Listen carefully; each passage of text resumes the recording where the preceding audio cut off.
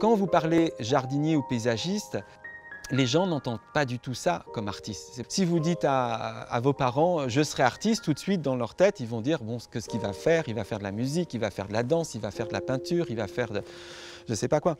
Il ne va jamais penser, il va faire jardinier. Jardinier n'appartient pas au domaine artistique tel qu'on peut le concevoir.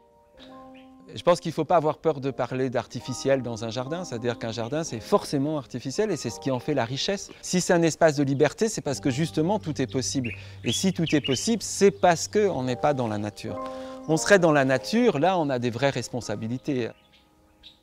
Le jardin, on peut vraiment faire ce qu'on veut. On est le dieu de sa petite terre, qu'elle fasse 100 mètres carrés ou 10 hectares. On a une espèce de pouvoir créateur comme ça, c'est-à-dire que la création artistique, elle est artificielle. Elle est humaine, donc elle est artificielle. Le jardin, effectivement, dans cette artificialité, se rapproche d'une œuvre artistique.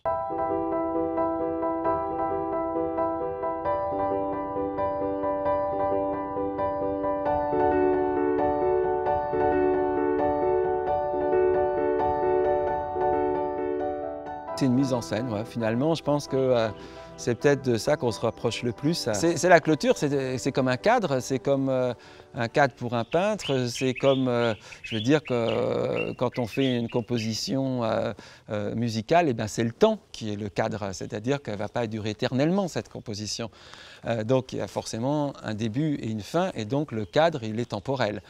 Dans le jardin, le temps, c'est quelque chose qui est essentiel bien sûr, mais justement qui est beaucoup plus dilué parce que là on a une espèce de sentiment d'éternité dans le jardin.